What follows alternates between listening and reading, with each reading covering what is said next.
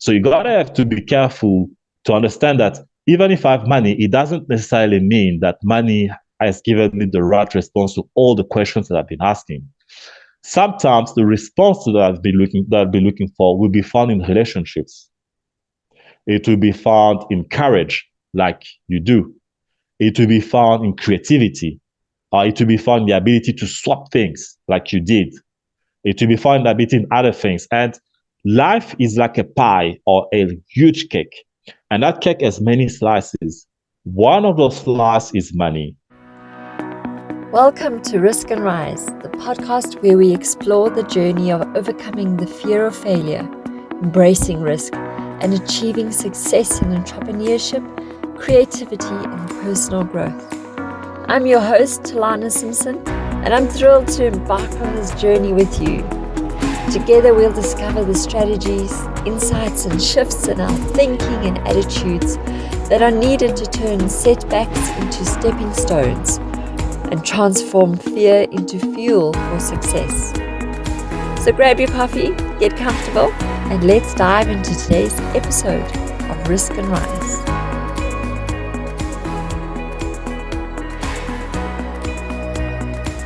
Today we are risking and rising with Maurice Kande. He is the one-matchstick entrepreneur, and we'll tell you more about that later in this episode. But he is also a consultant who specializes in the communication space, in language and interpretation, as well as in ghostwriting and editing and publishing. So a very interesting person, and we are going to learn a lot about him and his journey, and also his role as the one-matchstick entrepreneur.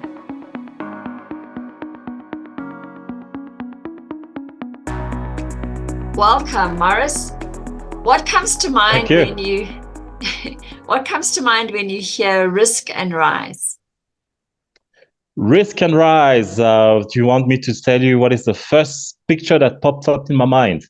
That's it.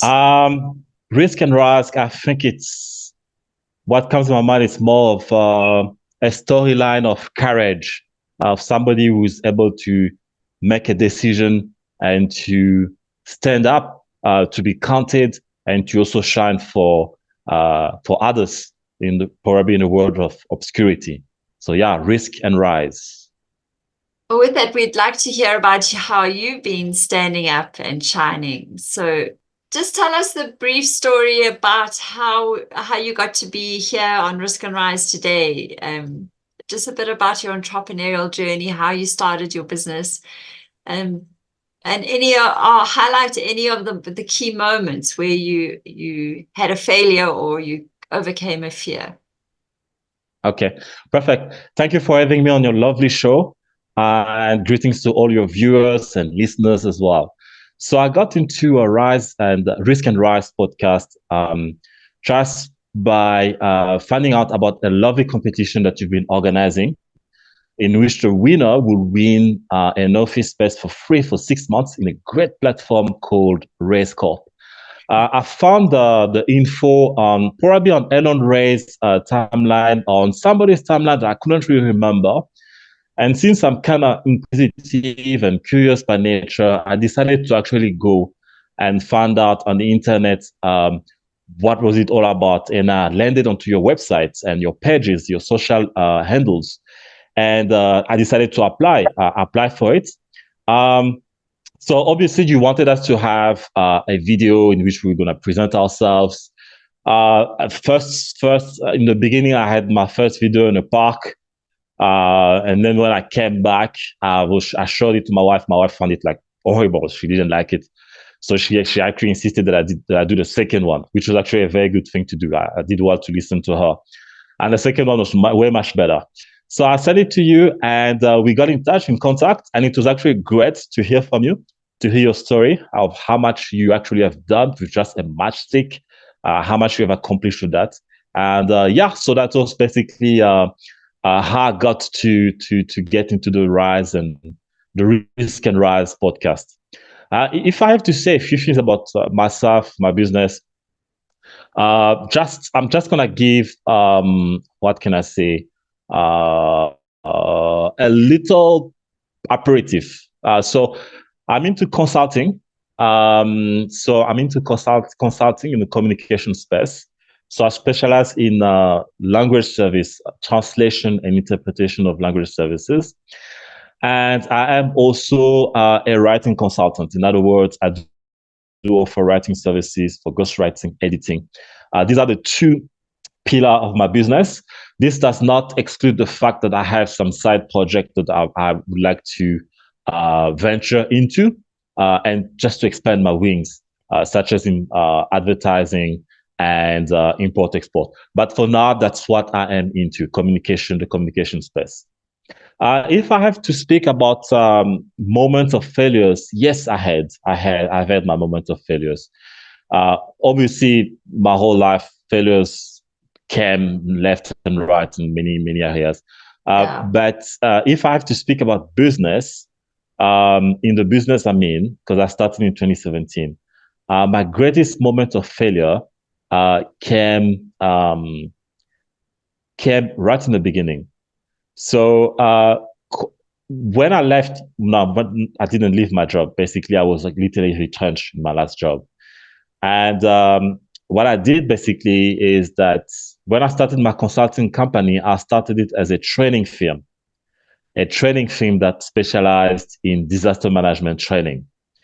So the company where I was working, my last job, that's what they were doing, among other things. And I decided to also venture into that space. So I organized my very first training. It went quite well right in the beginning. It went very, very well.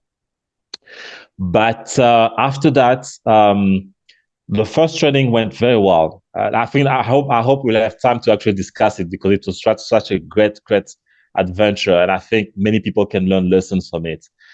It went very well, and then I thought that my company was going to remain a training company, and the first training occurred in October 2017, and then from October 2017 till March 2018, there was absolutely nothing. And I was dry and nothing was happening. And I was actually struggling even financially. I didn't know what I was going to do. So that was a big moment of failure until I had to pivot somehow. But the pivot story is another story again that actually deserves a big segment, probably a big segment. Yeah. And then I had to pivot into the interpretation and translation space, which I did. So that moment of failure taught me to never fall in love with a product. That's basically a lesson that I can actually share with everybody out there. Everybody who's an entrepreneur who's trying something, never fall in love with a product. You can like a product, but don't fall in love with it. Those two things are very different. It's like going to work to a workplace, and I work with a few colleagues. One of them is let's say his name is colleague A, and I've got colleague B. Simply because I work with them, it doesn't mean that I'm in love with them. I tolerate them, I like them, I can be with them. But being in love with someone, it means that I can be able to do anything for that person, even if it means laying my life down for that. And one of the tough lessons of business sometimes as entrepreneurs is to never fall in love with a product. Because when that product does not appeal to society or to communities, then we will refuse to divorce ourselves from it. And that moment of failure when I started my business taught me that for 6 months, I was so in love with a product that I refused to divorce from it. And I kept advertising it. I couldn't understand that people didn't want it anymore. It worked once and that was it. It was just like a once-off debt and that was it. And I thought I was going to continue, but it wasn't the case. So I've learned how to divorce from it, but also learned how to never fall in love with a product and to be able to move on when it's time to move on. That's quite a learning. So do you think that because it's interesting how the first training went so well, was it just that perhaps the market for that training was so small that once you taught them so well, so they don't need any more, and there's not a big enough market? Mm-hmm. Mm-hmm. It's possible. It's possible. I mean, I've been thinking about the reasons as to why I couldn't actually repeat the result. I've been thinking about it. And it's possible that there's been quite a lot of permutations that could explain the reason of that failure. Um, uh, so when I advertised that product, when I was advertising it, I was using email marketing. That's one of my big strengths. And I think for all entrepreneurs, I think email marketing and email data is probably the best platform to use. If you have emails all over, you have money as well. That's a key secret. And I was sending emails to international organizations, academic organizations, NGOs throughout Africa. My target market was in Africa. Uh, and I was sending them emails on a program just to find out who would be interested in learning and in acquiring skills that will help them to be better at disaster management. Now, disaster management is quite a good market, especially in Africa, because we're dealing with all sorts of things like climate change. We're dealing with wars. We're dealing with pestilence like COVID-19. We're dealing with coup d'etat. Sorry, I'm going to say it in English, state coup, military wars and other stuff. We're dealing with all those things. And it's a very good, I think it's a very good field to sell. Except that one problem was the fact that once they'll be interested, they will have to fly down to South Africa. Now, South Africa sometimes has very strong requirements and stringent requirements when it comes to visa. I've been dealing with this complaint from other people, other clients I deal with when it comes to conferencing and translation. And that's a bit of an issue. So fortunately, the people I managed to get, there were only two of them. It was only two clients. And it was quite a fair amount of money, quite a lot of money, especially when I think about the place where I started my business. I was living literally in a bedroom. Okay, so I was living in a flat and I was renting out a bedroom in that flat. And I was using one big, those big old PC computers with those big old back from the 90s. That's all I could afford then. I had an old phone, and I'm sure that if they knew where I was operating from, they wouldn't probably have subscribed to my training. But the most important thing was the fact that I delivered anyway what they were looking for. So I got two guys from Mozambique, and they came in. They literally paid, and the person who paid for them, I was dealing with the lady on the phone. And back then, I did not have a car. That's another thing. Some entrepreneurs think that they need a car to do everything, but it's not the case. I was in a taxi, like those little taxis that you get. And I get a phone call from the lady, and she says to me, "Hi, we're interested in the training." I just couldn't believe it. And she says, "We'll send you the money."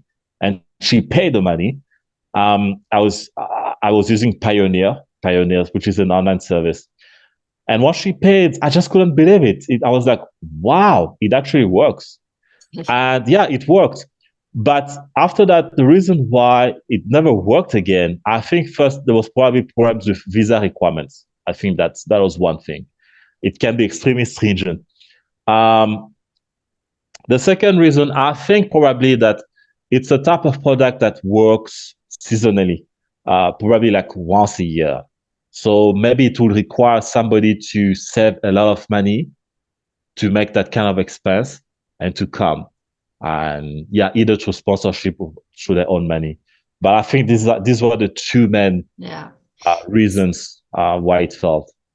So it sounds like in hindsight, you look back and you worked out what the complexity of some of the reasons, that it wasn't a business on its own, like a repeatable opportunity. So then you pivoted and you said there's a lot to learn about pivoting. So how did you go through? So one, you had to let go of the product, of the dream. Yeah. So facing that disappointment, as you said, you had to divorce that product, even though you were so in love with it. Yeah. So that was a process, I'm sure, on its own. And then, so how did you pivot? Because going from that to consulting in the communication space is it's different. Yeah, I mean, First of all, what I can say is, and that's a great lesson I've learned. And somebody said that in the beginning when I started my company. He said it. I just couldn't quite understand it, but the statement he made was actually the reality I was living in already. Um, uh, he said something. He said, consulting is an exit point. It's not an entrance point. Of course, there are people who actually use consulting as an entrance point, like they enter into consulting and they enter into it. But consulting is more of an exit point. In other words, it's best to enter into consulting when you come from a certain place of experience that you have gathered, okay? And then once you enter into it, you're able to offer solutions to people who have problems. So when I started the training, I was coming from a training company.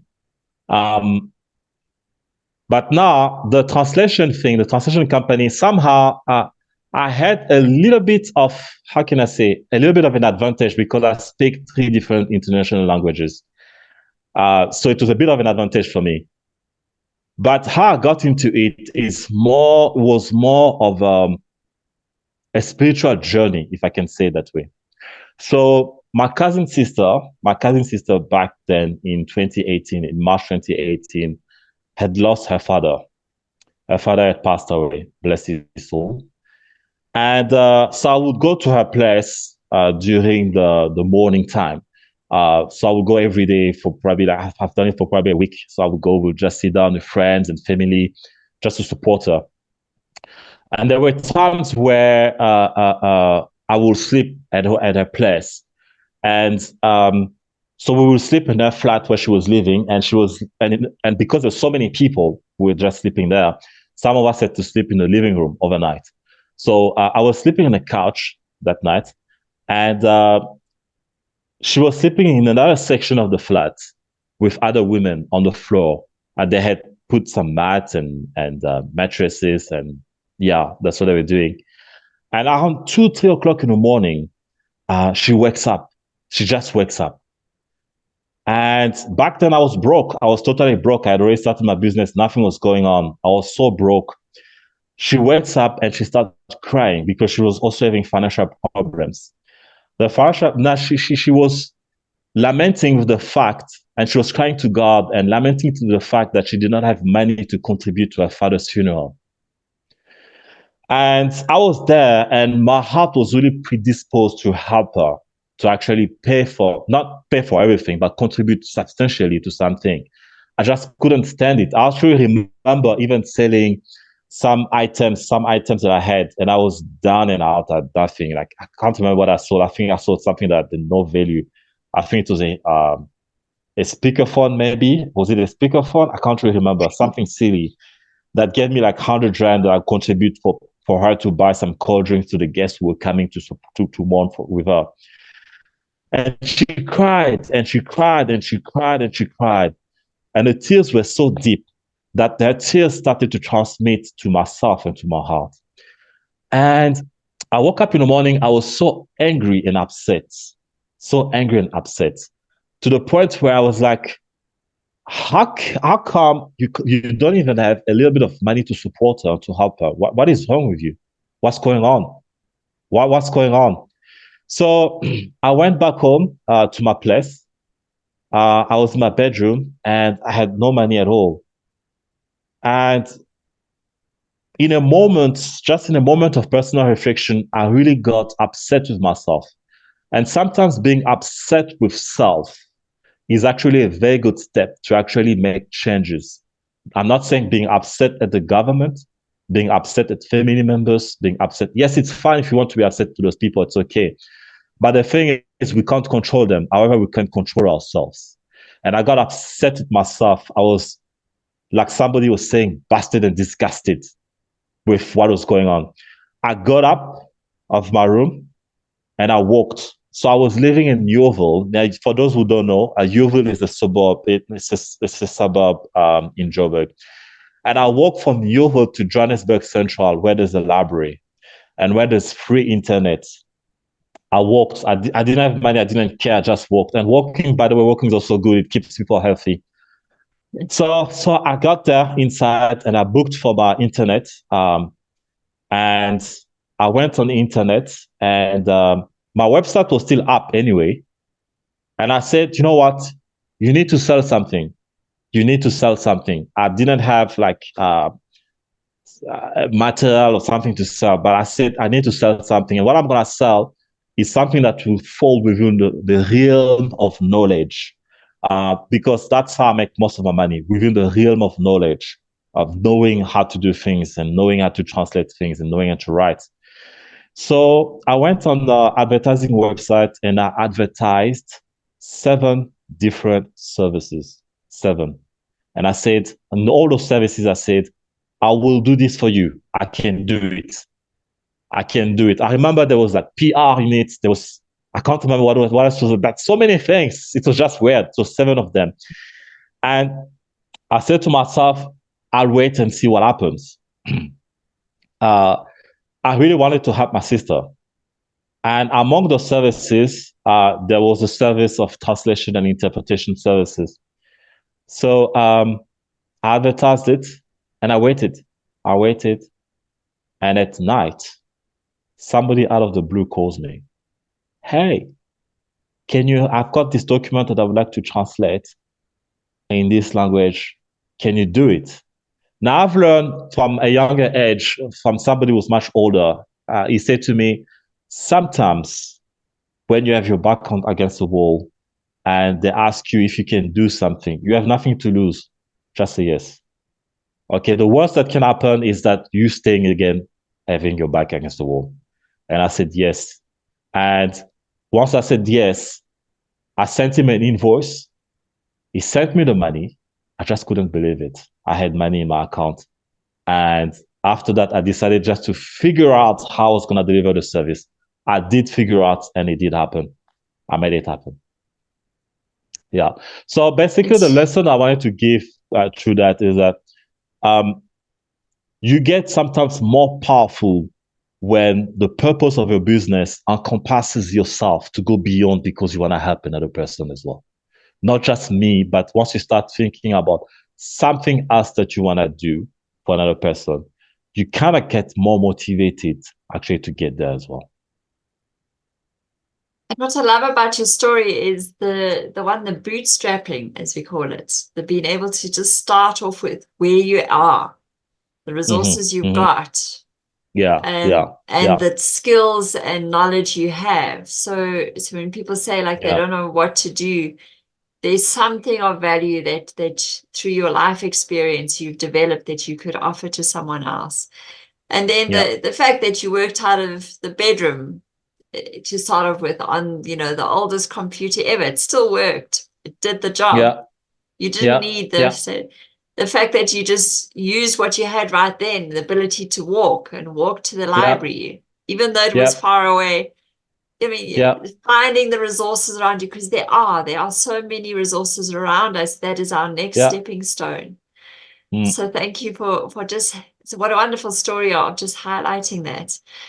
I don't know if there's anything else you want to add around that concept of bootstrapping.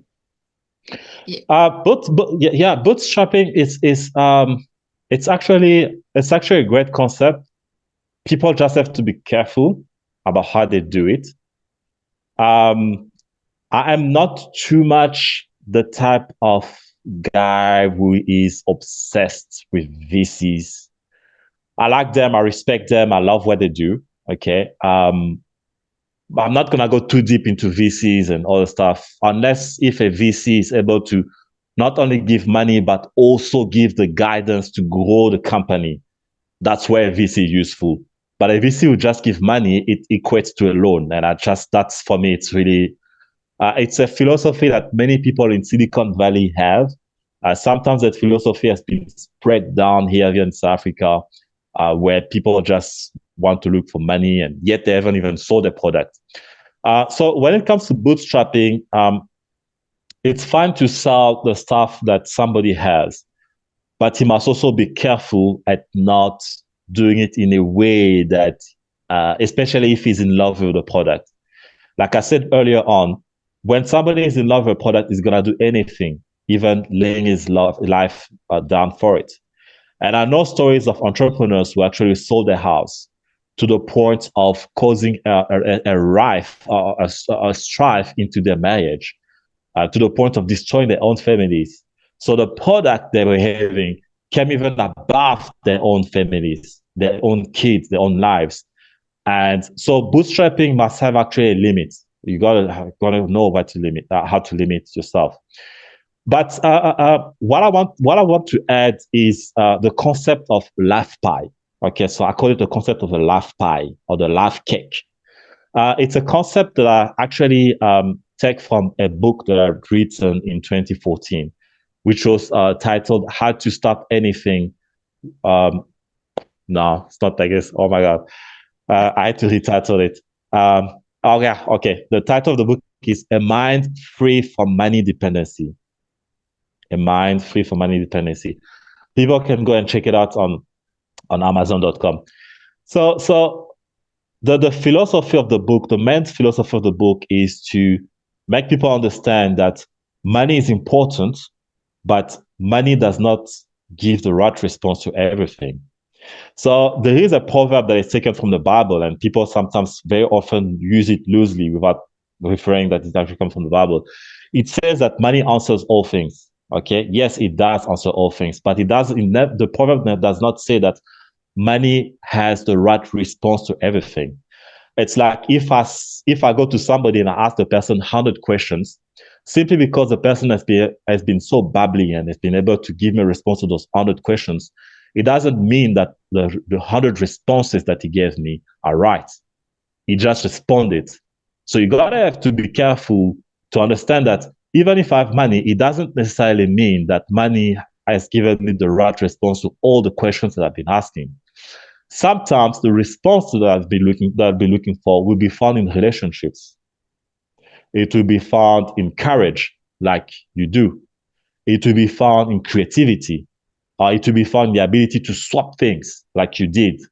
It will be found in the ability in other things. And life is like a pie or a huge cake, and that cake has many slices. One of those slices is money. The other slices are made of relationship, love, courage, spirituality, um, generosity, creativity, the ability to think, and all those things that sometimes I don't really know. And sometimes when somebody wants to tap into a solution to a problem, it does not necessarily has to go into money. Yes, money makes life easier. Money makes life things easier and quicker. Yes. But sometimes when the money is not there, you're going to have to tap into something else. Like when I started my business, my business, the consulting company, I needed to finance it. Okay, so I needed a computer. I was down and out, busted. So in my last job, my former boss owed me money. He owed me a salary of a lot of money, probably like 3 months salary, somewhere there, close to that. And I was busted, so I had nothing on me.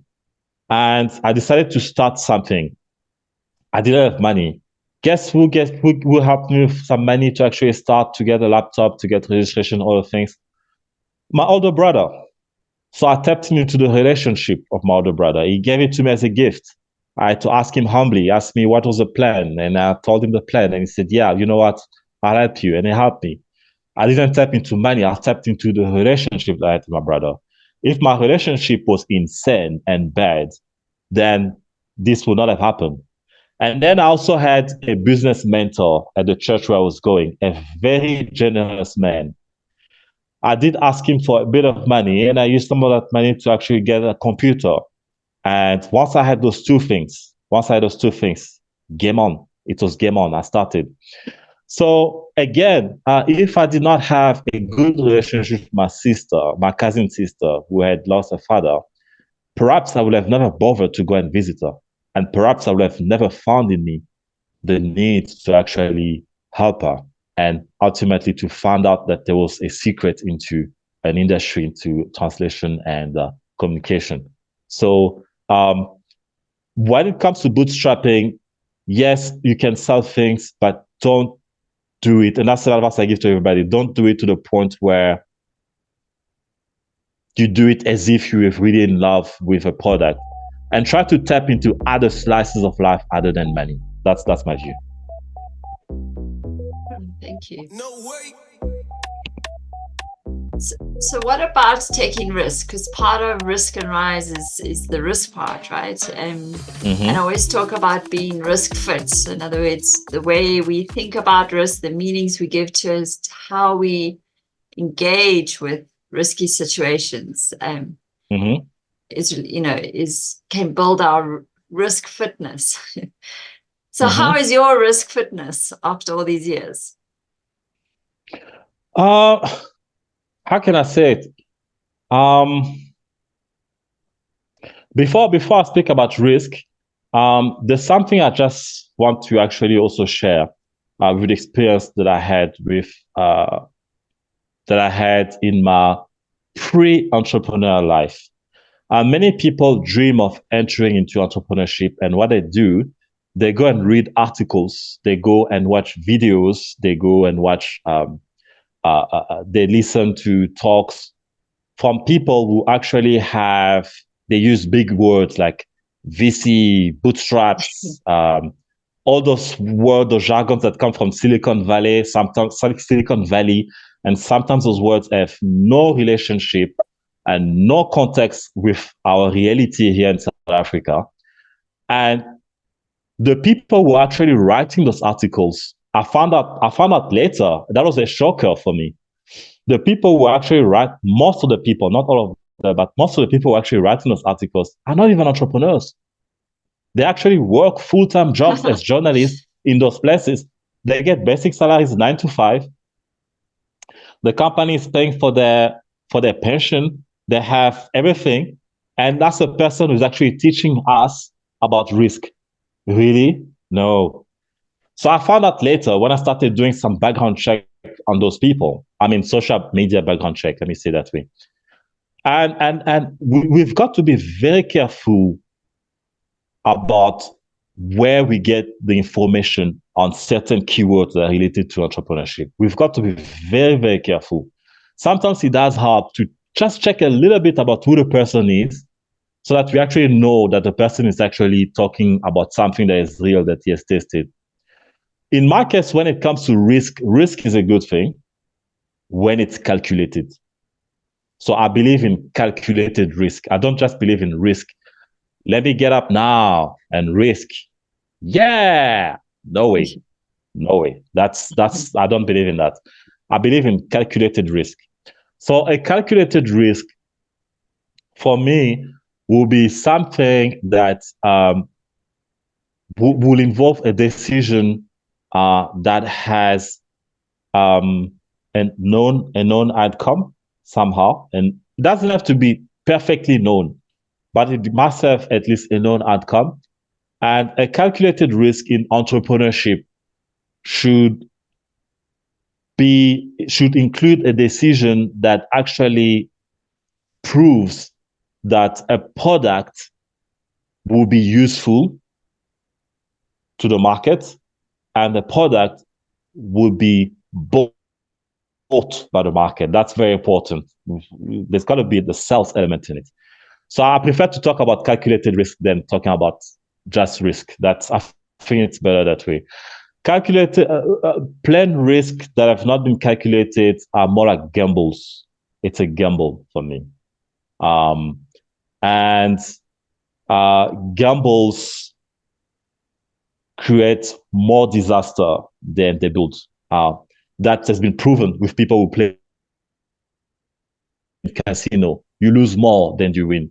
And sometimes you actually lose things that belong to other people, like children, family members, and stuff like that. So calculated risk, for me, that's the way I see risk. It should be calculated. Yeah, you take risks, but you've already looked at the probability of them. It's not just a gamble, as you say. It's planning how you're going to do it and then taking a step. So how do you manage fear? Is there any inner work in you? Do you ever feel fearful, even then, taking a calculated risk? Fear can be there.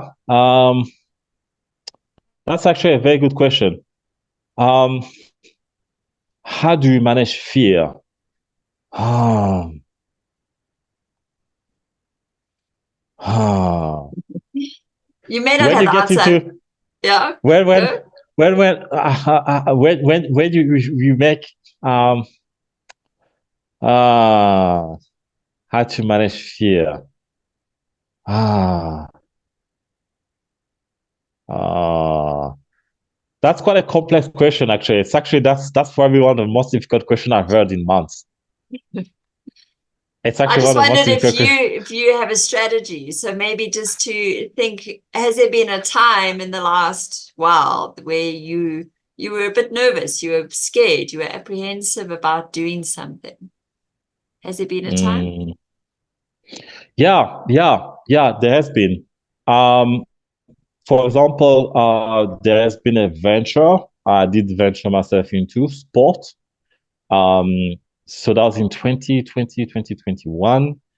I had founded a soccer club, and it did actually involve a little bit of fear actually involved in it. And I was playing to a soccer club. The venture, I would say, failed. So I put a pause on it, but I'll get back to it again because there was a lot of backstabbing and betrayal going on. And so basically, all my investment went into the drain. Um, but one way for me to, during that period, to actually kind of overcome fear. Of course, my relationship with God, my spiritual relationship with God did help a lot. And also the ability to practice soccer with the players, play soccer with the players as well. Because they were looking up to me as a leader, as somebody who was taking them somewhere. So they needed to believe in me somehow.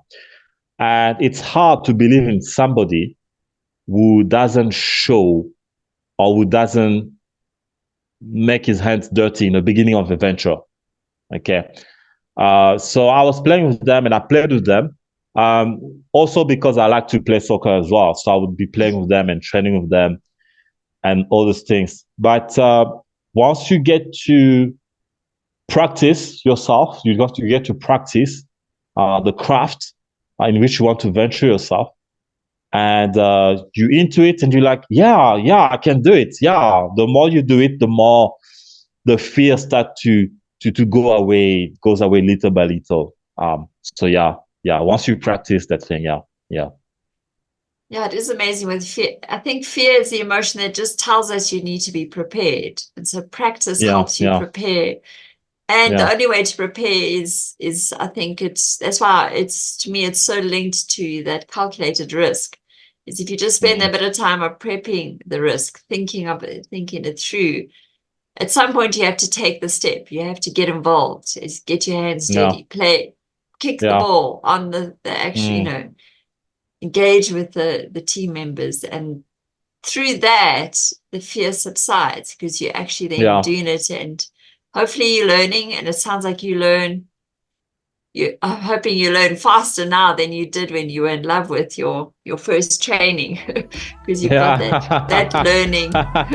Yeah, Uh, yeah, true.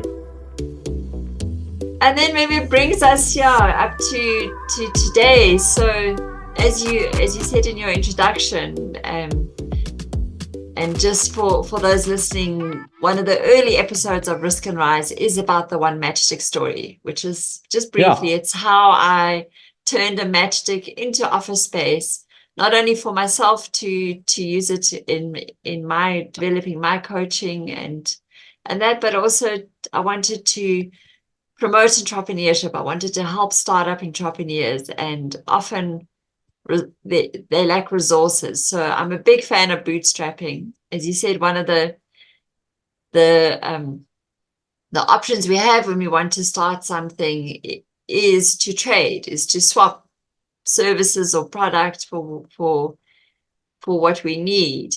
And I've done a lot of that in my business as well as just in the matchstick story. So I swapped the matchstick for the pen for a toy, and up and up and up until my final trade, which concluded it, was at the beginning of this year, as I traded with a loan raise for office space. And so he got a TV projector, the blinds, and a podium for his training room, or one of his training rooms. And in exchange, he gave me 6 months of rent for a startup entrepreneur. So we went to the world, to South Africa, and I said, I've got this wonderful gift that I want to give to a startup entrepreneur. We asked people to apply. Maurice, you were one of the people that applied, and yeah. And so you took that risk, you did your little video to take part, and we felt you were very deserving for this opportunity. So the people who helped me decide was Mongezi Mtati and Alon Reyes, and I thank them very much for their participation and input, and obviously myself. So yes, you are now what we're calling the one matchstick entrepreneur, and that's why I wanted to get a sense of you and your business and share the news with everyone. And so yeah, you have been now, you've got access to your office, you found your desk and the meeting rooms and all of that. I think you've already started working there, which is wonderful. So just maybe to ask you, so we talked a lot about bootstrapping, and I know in particular for your business, the office is going to be useful to go that next level, to reach new clients and engage with them in new ways in terms of the writing and the translation services that you offer, as well as a platform then to start your other endeavors. I don't know if there's anything you want to add to that, but it was just to welcome you as the One Matchstick entrepreneur, and because the Risk and Rise podcast grew out of One Matchstick. So for me, it's like full story, full circle, just to hear your wonderful story of risking, and rising. I mean, you took a risk just by applying, and it's paid off. So yes, anything else you want to add about your what you hope to do with the office space and your plans for the next 6 months? Because also anything you need, we can always see if anyone listening could support you in growing your business. Thank you for that. Again, thank you to you, to your courage, your willingness to actually complete this journey. Also, thank you to the Race Corp team. Think about Ellen Reyes. Mongezi, thank you as well. I am very grateful. I'm very, very grateful. What I can say is that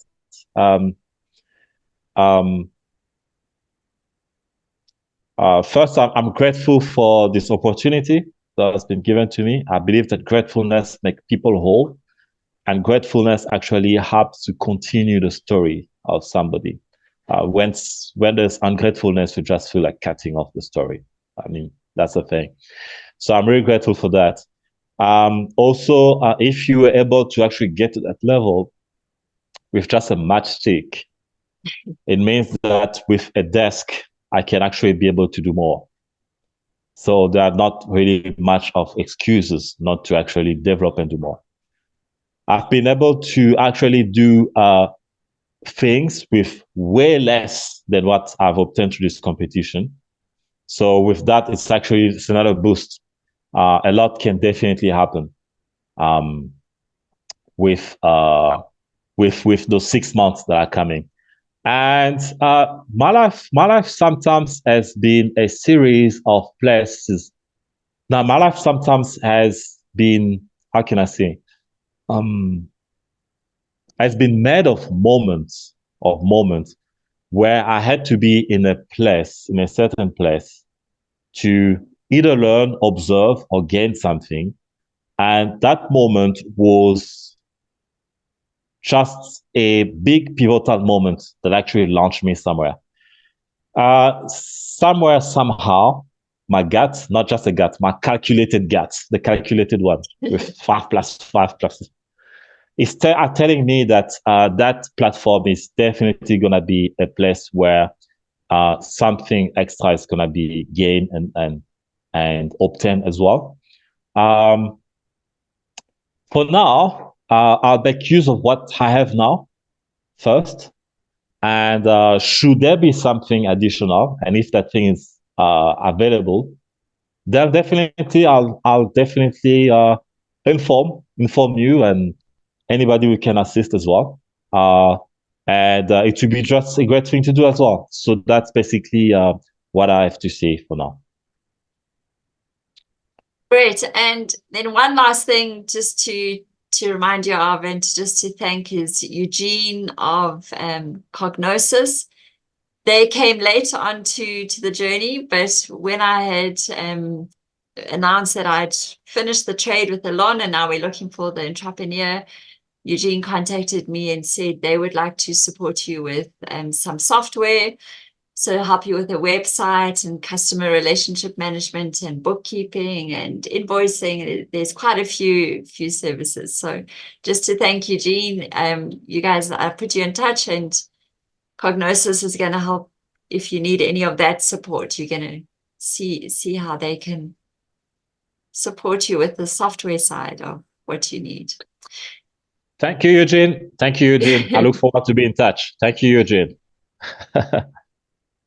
Yeah, super. So I'm very excited to see what happens in the next 6 months. Maybe we'll get you on later in the year and you can give us an update.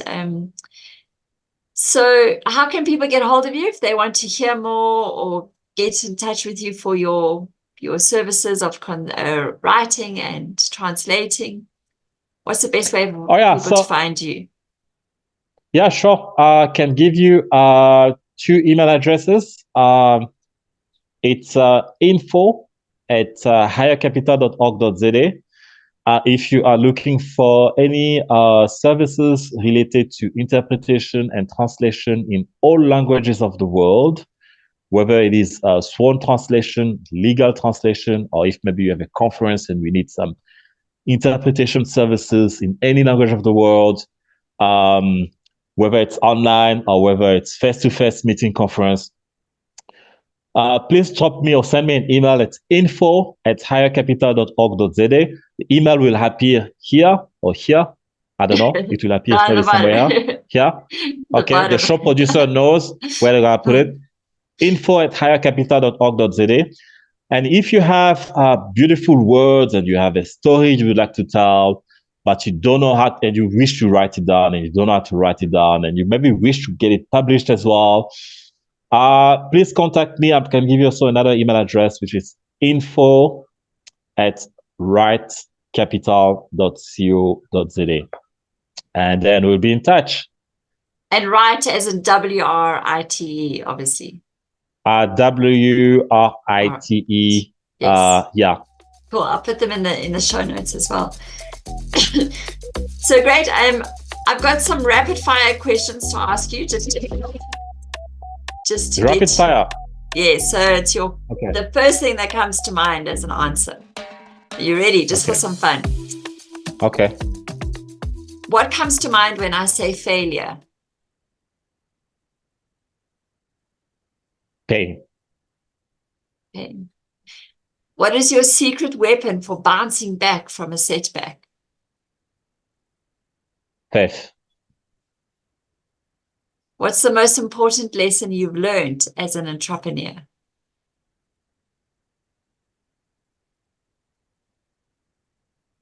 In one word? No, just what is the lesson? Just okay. Whatever you... being focused on solutions. And what's the best advice you've ever received as an entrepreneur? Best advice I received as an entrepreneur was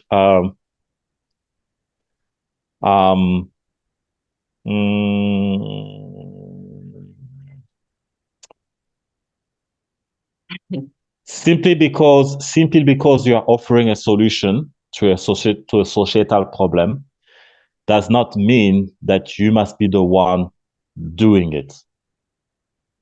You can oversee it, actually. So it's actually a huge strategic lesson. Um, so the person I would call my first business mentor, very first business mentor, one day called us for a business seminar. He's a pastor in a church, and he called us. So it was like a church business seminar. We were all there. And it was a time when I had nothing because I had left, no, not left, but I was retrenched, and I had not yet started my consulting business. So that was, I think, probably like 1 month before I started my consulting business, just 1 month. And I sat down during the seminar, and he was explaining the importance of solving problems for people, and how solving problems is the result of also making money. And he said, do not be afraid to advertise something, even if you are not really, really, really an expert in it. Okay. And simply because you advertise something, it doesn't mean that you must be the one doing it all the way just by yourself. Okay. You will definitely deliver the service. There will be a chain of services and operation that will occur. You must make sure that you oversee it and that the client gets what he paid for. But it doesn't mean that you must be the one doing it. It's like, so during the seminar, there was a guy who was also speaking, a very creative and intelligent guy. And he was sharing how he started his logistic and transport company. That's what he said. And he said, I started my logistic company with no cars, no trucks, nothing. And we were all in the audience, we were all baffled, like, what on earth is this guy talking about? He said, I only had a website and I had a secretary to actually take phone calls. And he said, how did you do? We asked him, how did you do that? He said, basically, he had a website, and he was advertising trucks and cars and other things. And he asked us, what do you do in my situation? Very simple. You tell the client that, yes, you will deliver. Okay. You don't rob the client. You don't do something that lacks integrity and run away. No. You take the money, you promise him. You take the money and you outsource somebody who has a truck, but you make sure that you oversee the operation to the point where whatever goods or services the client paid for, that service is delivered for. Okay. And that's also part of courage as well. Being able to getting things done, okay, even when you don't really have much, but you calculate who else are you going to involve into your chain supply and how is it going to happen. And so the same thing as well. My mentor on that day, it was a 2 day, it's not even a 2 day, I'm sorry, a 2 hour seminar, But in those 2 hours, I've learned more than what many MBA students could have. Oops, sorry. Sorry, it's not an insult to MBA people. Let me just retract it. Let me just retract it. I've learned more than what could have been taught at university in 2 hours. And he gave another example of other people who actually were into the printing business. They were just doing small prints because they had smaller printers, but sometimes they would take big orders for pamphlets, for big magazines, for what do you call those big things that you see on the streets? Those big like those big adverts. I've gone blank as well. Yeah. So they will take money for this kind of orders, and what they will do, instead of telling the client that, billboard, instead of telling the client that they can't do billboards, they will tell the client they can do it. They take the money and they look for somebody who has a machine who can print for billboards. They get into a corporation, they work into the supply chain, and they make things happen. That's how we make things happen. That's it. We don't have to wait to have that Mercedes-Benz or that Apple Watch or that Apple computer or something like that. Just make things happen and get other people involved. Simply because you advertise something big, it doesn't mean that you're going to be the one doing everything. I think that's the best advice I've had ever. Thank you. So last question, what inspires you to get out of bed in the morning? What inspires me to get out of bed in the morning? my wife and kids. Um, I have a little boy who is wonderful, beautiful baby boy. He's, yeah, a lot to me. And also a life of purpose, living a life of purpose. God himself as well, who is the author of my life. Living on my purpose and doing anything, not doing everything within the realm of my life to achieve the reason as to why I exist. Um, and eventually, in that perimeter of purpose, I get to live for other people as well, because eventually I give out on certain aspects and certain things in my life to others. So yeah, these are things that motivate me to get up of bed. So you just said about your purpose. Can you actually, do you want to share what that purpose is? Is it? Uh,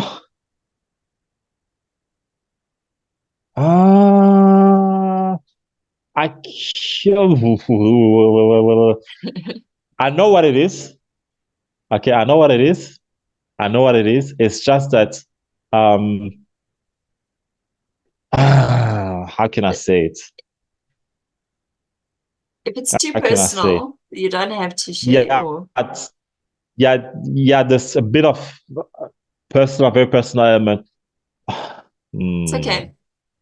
I was just wondering because not people But throw around but this but word purpose, but they don't actually know what it is. And if you know what it is, that's how I think it drives us. yeah, that's fine. That's fine. Okay, so I'm just gonna wrap it up into something. Let me just wrap it up into something. So, my purpose, and when I wrap it up without going too deep into detail, my purpose is to be able to shine enough so that other people can actually see the light uh, in the darkness of obscurity they could find themselves and be able to walk around as well. But not only that, but one big part of my purpose also consists of having this billboard or this road signs that show people the way they can actually adopt and choose in the journey that they're supposed to go into. So I think that kind of wraps up a bit more So yeah, so what my purpose is. and that helps to drive you then to show up in your business and in your family. It's lovely. Yeah, So yeah. just to wrap up then, just as a last bit of advice to someone who's listening but is struggling with the fear of failure and is very hesitant to take that leap into entrepreneurship, what would be your message to them? My message to them will be um, stop living for yourself. Oh, stop living for yourself. When you just live for yourself and it's just me, and my bills. Me, Jimmy, all about me. The world is against me, all over. It's very easy to be trapped into fear. But when you decide to live for more than just yourself, but for other people, okay, and I'm not saying products. I believe that love should exist, not for things. You can like material things. It's different than loving. Love is for people. So when you love people, that energy will drive you as well to actually do something extra. I know some people, because they loved people around them, they ended up creating solutions, and those solutions ended up becoming businesses, whether it was in social media or in entrepreneurship or in coaching, because of the love for people. Okay, so love is destined for people, not for things. You like things. The second advice I will give, and that's very technical and very technical strategic advice, is volunteer a bit more. Volunteer. Find an organization where you can volunteer. Okay. Even if you cannot find an organization, have a hobby when you can volunteer by offering something for free. Let's say And that will help you to actually know a little bit more about yourself and who you are. For example, writing did not start in my life just like that. I started writing when I was volunteering in my church newspaper. I was 19, and that's when I started writing. And it took years. Then I started writing for free on my blog and helping people for free. There were like thousands of subscribers by email for free. And the techniques and the strategies, let me use this word, the strategies I used into my free blog were the very same one that I used as well in my training, the first training, which was selling via email. And it worked, it gave me money. It was also the strategy I used in my last job, because in my last job, I was the rainmaker. I was Mr. Moneymaker in the company. So I was the one who was bringing the money in. They didn't know how to sell the training very well. So I had to use what I've learned through my free volunteering blog, and I had to take it in. So volunteering for the love of people, not for the love of things, not for the love of a product, can also expand your personality, your being, who you are. You get to understand and knowing who you are. I know people who have become public speakers because they were just volunteering in charity work and they were giving speech in charity organization, and they ended up becoming public speakers. They ended up knowing who they were. So these are the two advice I would give to all those who have like a lot of fear of failure. You have a fear of failure? Why not just volunteer? Just, volunteer. Just try to volunteer somewhere and see where it leads. You get to know yourself. Thank you, Maurice. Thank you, Telana.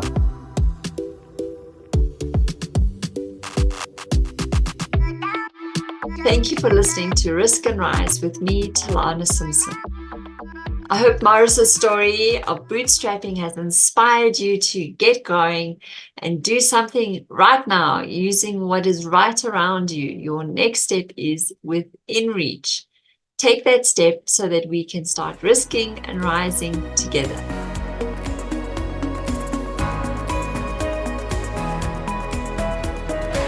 Thank you for joining me on Risk and Rise, where we face fears, conquer challenges, and rise above adversity to achieve our dreams.